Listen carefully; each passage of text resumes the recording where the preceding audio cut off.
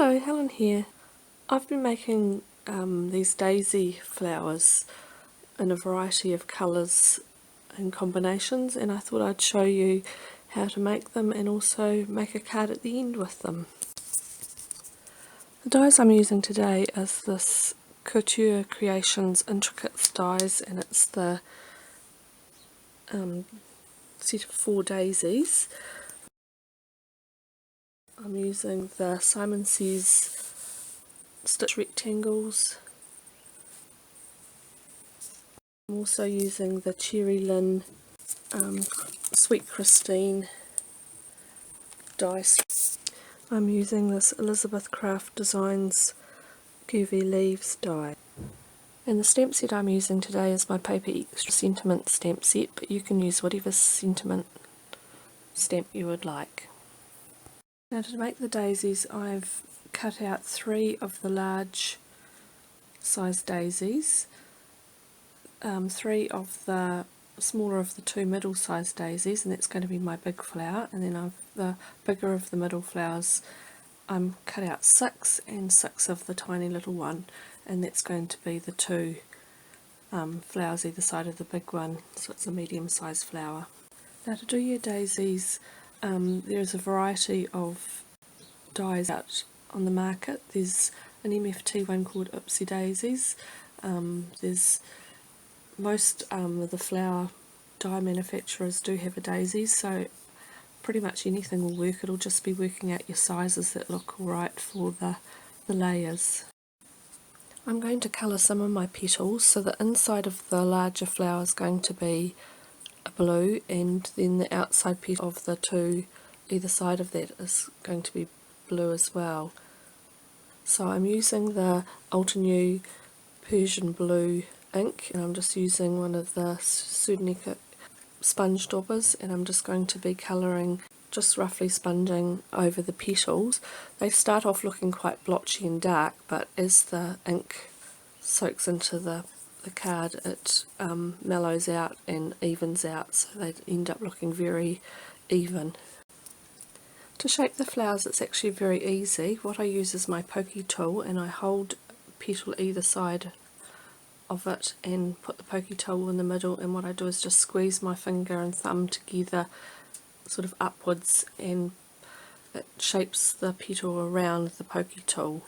Now, you could, if you didn't have a long pokey tool like this, you could use a toothpick or a bamboo skewer would do the job as well. So I just do that for all of the petals, just shaping them all, and then I can start putting the flower together. Now, the littlest size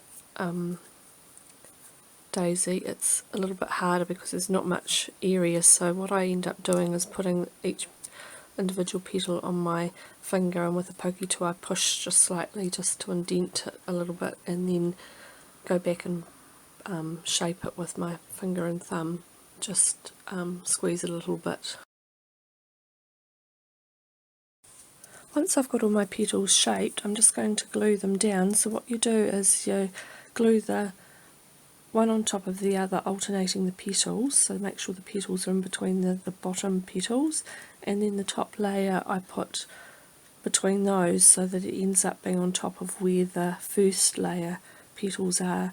And then when you push down with the glue in the centre, it kind of comes up a little bit and shows a little bit of dimension. I'll then glue the 3 centre parts in and put them aside to dry. The card I'm using is about a 160 GSM weight. You can go down as low as about 120, but I wouldn't go any higher than the 160, otherwise you might have some cracking when you do the shaping of the petals.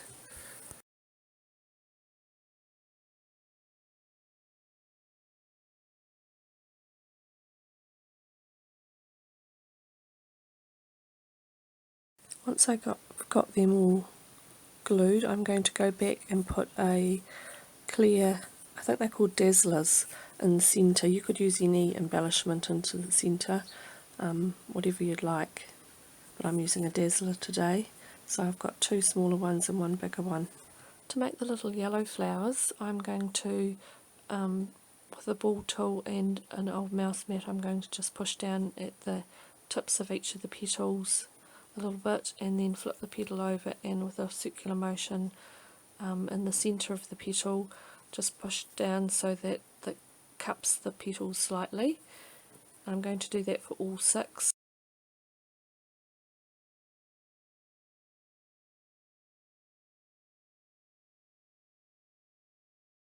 And then I'm going to glue them in pairs, making sure that I alternate the petals.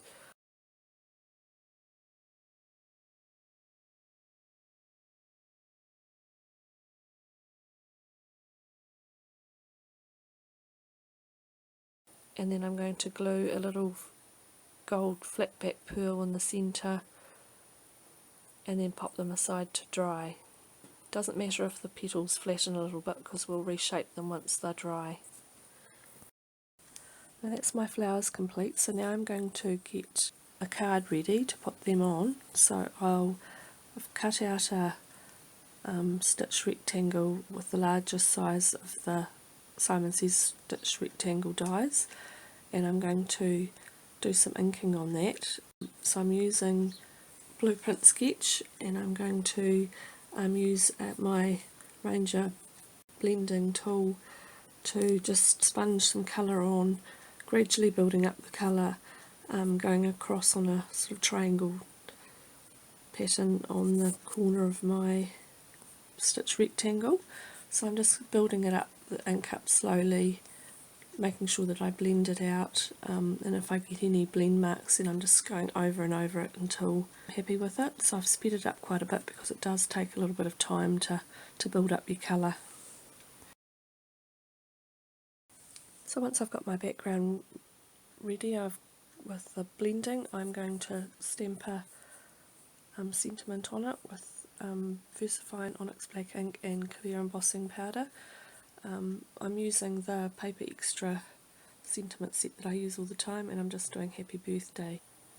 I have to say, since I've got the Misty, I'm in love with it.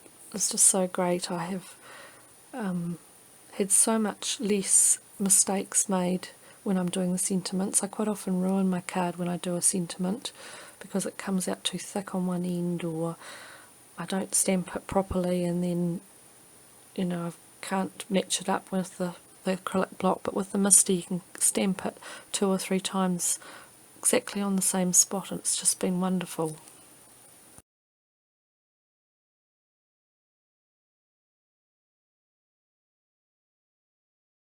So once I finish my sentiment on my panel, I've just put some fun foam on the back just to help straighten it out if there's any warping with the embossing, and then I'm mounting it onto my card base, and then I'm ready to put my flowers onto that.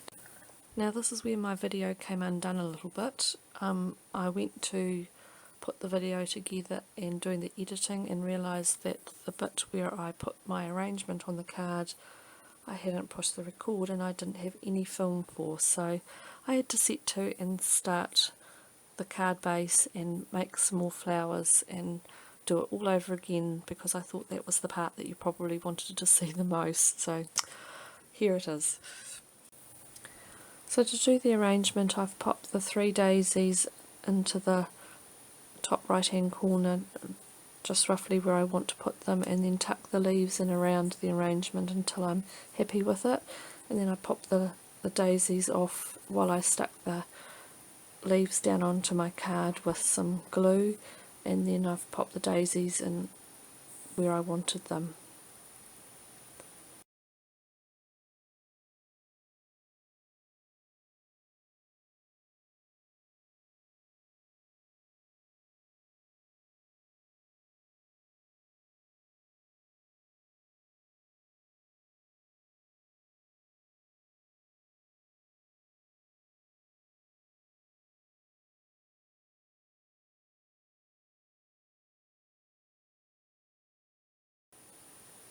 Then I finally just tucking the yellow flowers once I've fluffed them around and got them how I want them. more dimensional, and then I'll tuck them around the arrangement in a sort of triangular pattern in the flower arrangement, just because it's pleasing to the eye.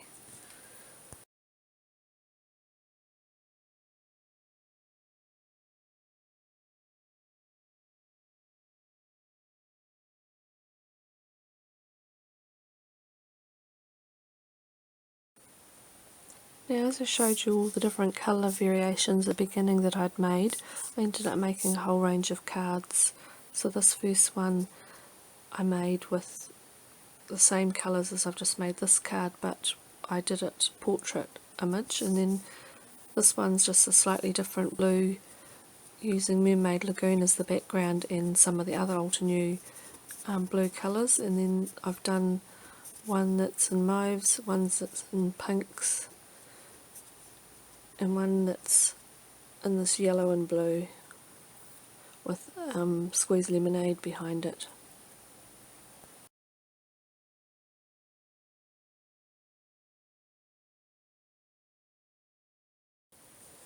I'll leave you with some stills and close-ups of the card I've made today.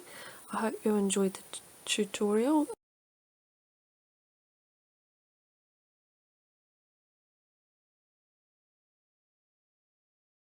Please subscribe if you'd like to see more videos, and I'll see you next time. Bye for now.